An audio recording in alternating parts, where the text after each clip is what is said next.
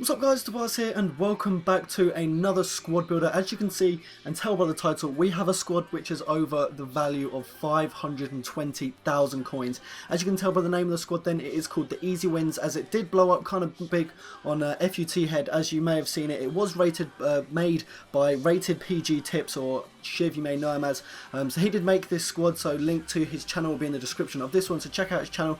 And I was going to just make this squad and just play with it casually. I wasn't going to make a video on it, but it is a really good squad, and for those of you that do have 500,000 coins, I just wanted to make this video to share it with you guys because I didn't actually see it on YouTube, so I wanted to bring it out. So as always, thank you very much to Virtual Good Seller for giving me the coins to make this squad. But getting straight into then, as I said, it did cost me 520,000 coins. In goal then we've got Proto. He's the Belgium #1 silver keeper. He is only 74 rated overall, but looking at his stats, he is really good. I did pay 6,000 coins for him, but again, looking at his stats, he's got 82 diving and 81 reflexes. For a silver keeper, they are rather high, and he's an absolute beast online, as you will see by the highlights at the end of the clip. Moving on to the right back then, he is the lowest rated player we have in this week's squad. He is 65 rated, the American right back. He does link in with the centre back we have next to him, which I'll come on to in a minute.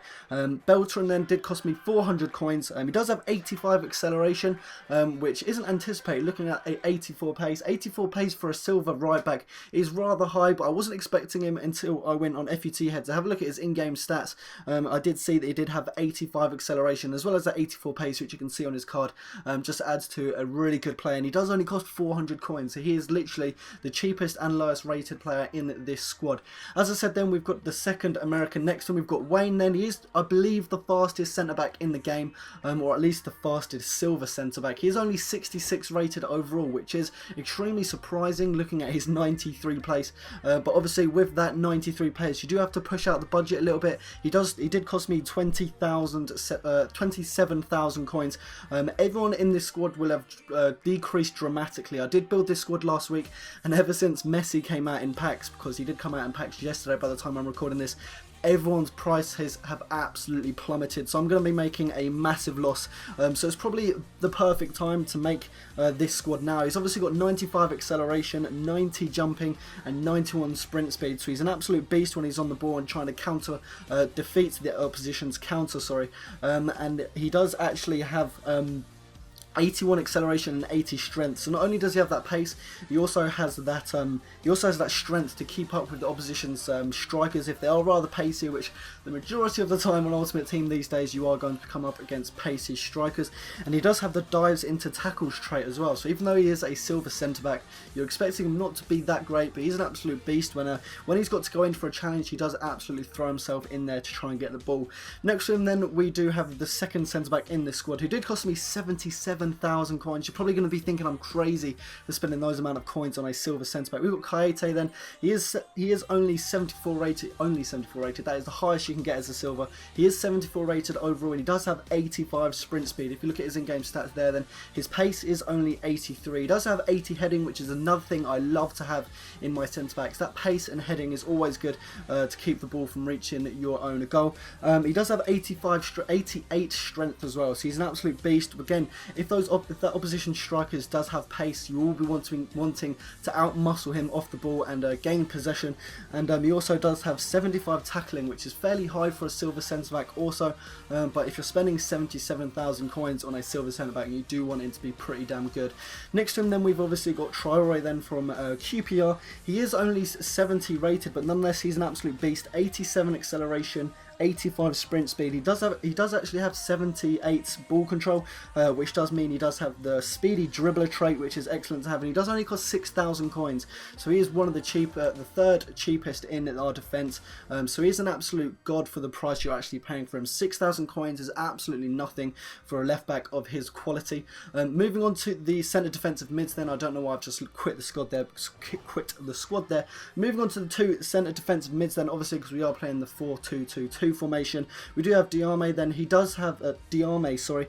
He did cost me 47,000 coins, but he does have 4-star weak foot, which is surprising being only 72 rated overall, but he's an absolute beast for West Ham, and he's absolutely a beast on the line as well. He does have 82 strength, 82 aggression, and he does actually have 83 shot power. So even though he's a centre defensive mid, when he's in the centre of the pitch and no one's closing him down and he does have the space, he can also pull off a lovely shot and challenge your opposition's goalkeeper. Next to him then we do have Cameron. Then he did cost me 1,600 coins. He is only 71 rated overall, and his stats don't actually speak for themselves. If you look at his stats on that card, then he has 75 pace, which isn't the quickest, and 72 defending and heading. Again, that heading and defending are quite high, 72 rated overall, but his in-game stats, there's nothing too special. There's nothing to really brag about on him, which is why he does cost under 2,000 coins. Moving on to the centre attacking mid then, on the left-hand side, I'll start with Jerome. He is 73 rated overall, and because of his in-game stats, which I'll come on to in a minute, he does cost well over 50,000 coins. I did have to pay for him 54,000 coins, which was the cheapest at the time I was buying this squad.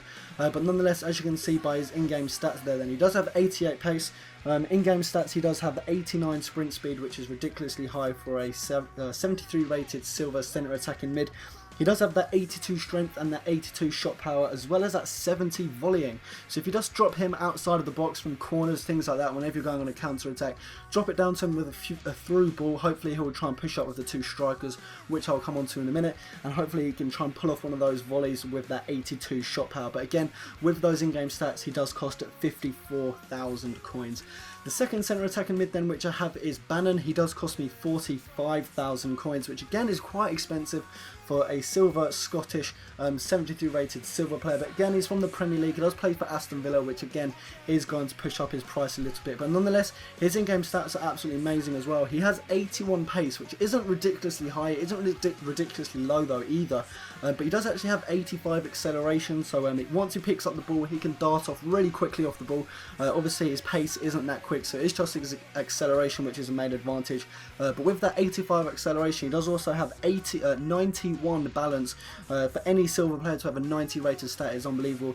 84 vision and 85 long passing. So he can play those long through balls then to the 2 strikers, or if he needs to put it back into defence, he can just play a lovely ground ball, long ground ball to the 2 centre defensive mids with that 85 long passing. And he does have that 81 crossing as well, so if he pushes up on the right hand side of the pitch here, he can create a lovely opportunity of a nice cross into the 2 strikers. Obviously, then enough talk about the 2 strikers, let's come on to them. We do have the well overpowered Agbonlahor then. He is 74 rated and he is ridiculously expensive. When I bought him, he did cost me 192,000 coins. I believe by the time I make this and upload this, he'll have dropped down to 150,000 coins. I'm not sure if he'll go below that, but he's an absolute beast online. 91 acceleration, 93 pace, sprint speed is 94 and strength is 83. So not only does he have that pace, he also has that strength as well, so he can keep hold of the ball, hopefully get past the 2 opposition centre backs, which most likely going to be also silver, and pull off a cracking shot and hopefully get the ball into the back of the net. Mayuka then is the second striker in this squad from Southampton. Obviously 63,000 coins did it cost me, which compared to the rest of the squad, the way he plays online and looking at his price of 63,000 coins is really cheap. The only downside to him, he does have low pace. However, he does have 5-star weak foot and 4-star skills, so he's an absolute beast. If he pulls off a shot, the chances of it going on target and preferably at the back of the net are extremely high. He does have 91 acceleration and 85 balance, as well as that 90 sprint speed, which means he's a really quick player, as well as Agbonlahor. And he also does have that 70 shot power, which is fairly high for a 72 rated striker. But as I said, he does cost well over the 60,000 mark when you're buying him on the Ultimate Team market. So that is the squad. It did cost me 520,000 coins. I'm going to stop talking now, and we're going to go and have a look at some of the goals and passing and saves, especially from the keeper, that this squad has made online. So these are just a few of the clips I got of this squad online. For some reason it only seemed that Jerome was the only person to score from corners. No one else could manage to do it. But I did say I was going to include some clips with the goalkeeper, and he was generally the best player in this squad. After watching all these highlights back on my computer, I actually realised how much of a beast he was. These first clips here then are all from the same game. The opponent could have easily scored 5 goals. And look at here, 1-1 of the keeper. The opposition striker tried to finesse it, and my keeper came out and met the ball in a great save. And here then, again, another one-on-one, and he literally comes out, charges the striker, and could have scored a goal, but nonetheless, my keeper was an absolute beast. Agbonlahor, he's got a fairly decent long shot.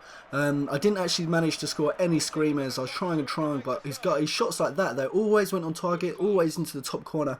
But unfortunately for me, the opposition's goalkeeper always managed to get a hand to it. Mayuka here then, a lovely little bit of footwork, just buried it into the bottom right hand corner there for a lovely lead before half time. And again, the goalkeeper here, look, I was fortunate to hit the post there, great, and then that goalkeeping was just unbelievable. Being a silver and just managing to get up, reflexes are unbelievable. This was a bit of a failed cross by me. I didn't mean for it to be that sweaty.